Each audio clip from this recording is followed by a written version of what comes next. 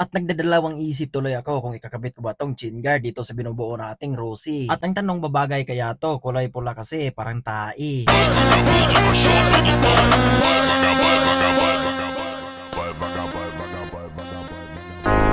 Kaya yon mga boss kong titi, welcome na naman again sa ating video. At nung nakarang video ay kung napansin nyo mga boss amo ay nag-wiring nga pala tayo dito sa ilaw sa likuran mga boss amo ko. Kaso ang problema wala nga palang contact yung mga wiring dito. Pero pas muna tayo dyan, ang isipin muna natin kung paano natin makabit tong 415 sprocket dito sa TC 150 mga boss amo ko. Dahil kung napansin nyo nakakabit nga pala tayo ng CNC rear sprocket dito. Sobrang nipis kasi to mga boss amo, kaya maghahanap muna tayo ng loko doon sa engine sprocket ng 415 din. At syempre nagsukat nga pala tayo dito gamit yung kaliper. Kaso mga boss amo, hindi nga pala gumana yung kaliper natin. Tangina to. Gago! Para madali nating sasabutin mga boss amo dahil hindi gumana yung kaliper natin dito. Kunan na lang natin ang base ng nipis ng rear sprocket natin tapos yung kapal ng ating engine sprocket na stuck dito. At nung nakunan ko na nga pala ng idea nung nipis ng sprocket natin at sa kapal ng stock sprocket natin dito ng engine sprocket mga boss amo, aba nagtabas na nga pala tayo dito. Ginamitan ko na nga pala to ng grinder tapos yung kaliper natin. At magic sukat lang pala to, pamata-mata lang mga boss amo dahil hindi na gumana yung kaliper natin dahil nalubat yung baterya. Hindi kasi nakacharge yung solar ng upaw ng silingan namin.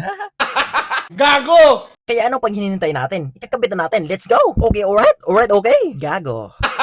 Gago! Kaya ito, bago ko ikabit yung chinchit dito, mga boss amo, pinunasan ko na nga pala ng basahan, mga boss amo, para hindi naman sayang kasi nga sobrang mahal ang bili ni trupa nito, tapos hindi ganito lang, mahuhugawan siya. Naku, sayang naman. At buti na lang talaga at swerte ko, mga boss amo, dahil mahaba yung binili ni trupa na chin dito. At kumpara naman sa akin, mas okay talaga kapag mahaba yung bilhin nyo dahil pwede naman natin niyang putulan. Kapag once kasi na maikli yung nabili yung chin dito, mga boss amo, nako, mahirapan talaga kayong maikabit sa motor nyo dahil lalo na kapag 415 yung kadina, mga boss amo, nako, mahirapan ka talagang makahanap ng pagdugtong niyan kasi sobrang hirap talaga yung bulungin sa shop mga boss amo.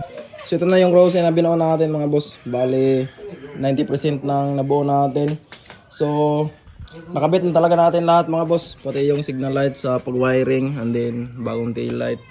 So yan yung wiring natin. At hindi lang talaga masyadong malinis tingnan yung wiring natin kasi nga naubusan nga pala tayo ng electrical tape. Pero dito muna tayo sa chinset natin mga boss amo. Kung napansin nyo, ito na nga yung ginaninder natin na stock engine sprocket ng Rosie. Sa fitment naman tayo ng gulong sa likuran. Kayo na lang talaga yung humusga kung okay ba yan mga boss choy ko. At iba na din pala yung tornilyo ng ating adjuster dyan mga boss choy ko dahil nga nagpalit tayo ng mas mahabang tornilyo. Kasi nung stock tornilyo kasi dito ay hindi pwedeng, hindi natin i-full adjust kasi nga sobrang ikli lang. At sumayad naman din kasi yung gulong sa likuran kapag i-full adjust natin. Stock switch is out na nga pala tayo dahil nagpalit tayo ng domino switch. Ito kasi yung usong-usong switch noon mga boss amo pero hanggang ngayon hindi pa rin kumupas. At gumana na din pala yung tail light natin dito, napakapugi rin. Pati yung switch natin, iti-testing muna natin kung gumana na ba ito. At gumana naman sa pag-wiring natin mga boss amo, ibig sabihin walang back job.